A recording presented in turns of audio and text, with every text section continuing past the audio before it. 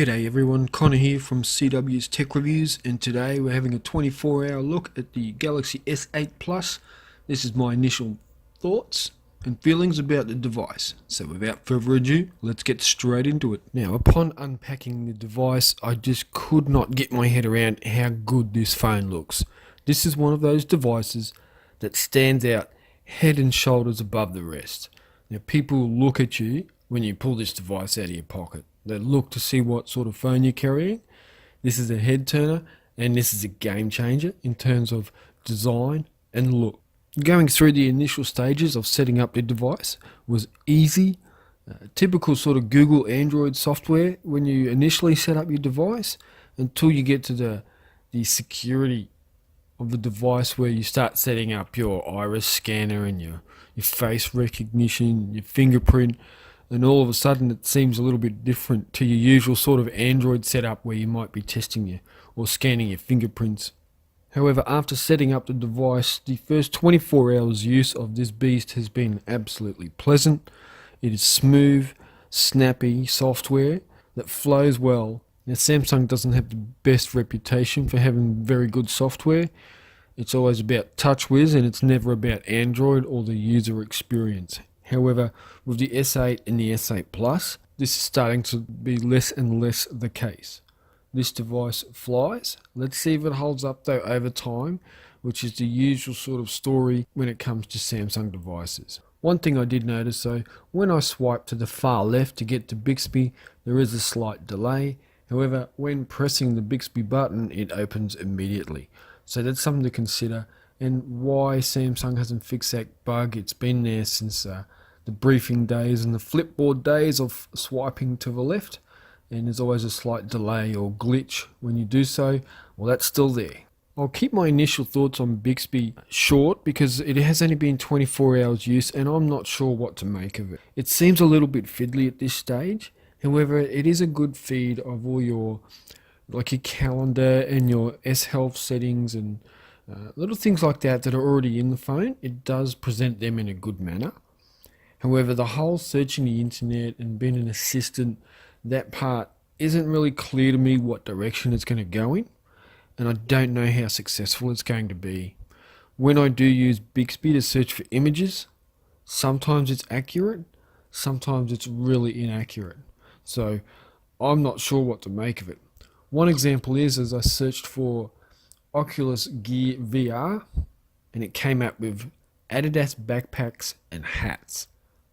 Another example was I searched for a random fake flower pot that I used to record in the background of my videos, and it found exactly the same one online.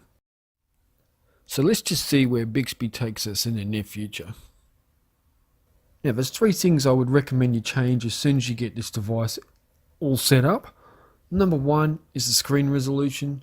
It doesn't ship in the highest resolution that it can be used in, so I would suggest that you go into your settings and change that for the best user experience. Yeah, you're going to cop a bit on the battery, but who cares? The next is your fingerprint scanner gestures. Now, you can use the fingerprint scanner to pull down or pull up your notification panel. Now, this makes using the device a lot easier because it is a tall device. You can master that fingerprint. You can master pulling the notification panel down by using the fingerprint scanner. And the other one is removing the home button on the lock screen. And to do this, you would go into your always on display settings and choose clock and information only as what appears on your home screen. Otherwise, that home button is going to be there the whole time and could possibly create burn-in on your screen, which none of us want. Initial thoughts on the first 24 hours with this phone and the camera have been good. I've been using the video in ultra high definition, 60 frames per second, and I've been using the camera in pure standard mode, so just point and shoot. And here's some initial photos that I've taken. You can make up your mind whether they're good or not.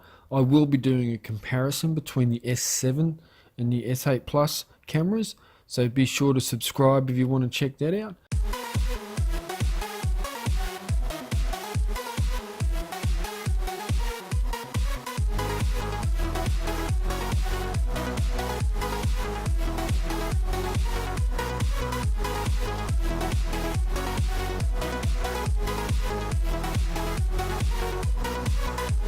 So my initial 24-hour impression is a really favourable one in favour of Samsung. This device, it really does stretch the boundaries of what a mobile device is. This is fast, it's intuitive, it's snappy, it feels nice in the hand. It's a really beautiful looking device. Certainly one, like I said at the start, one that turns head. You will want to cover this device up though. It is that nice, but you can just see this breaking from a 2-foot drop onto the ground. So get a case, put a case on it, make it a clear one, and don't be an idiot, because this phone is too expensive to leave with no case on it. Check it out, get amongst it, you won't be disappointed. That's it for this video, everyone. Make sure you subscribe, like, share, comment, all that stuff. I'll catch you in the next video, and thanks for being a part of my community. Check ya.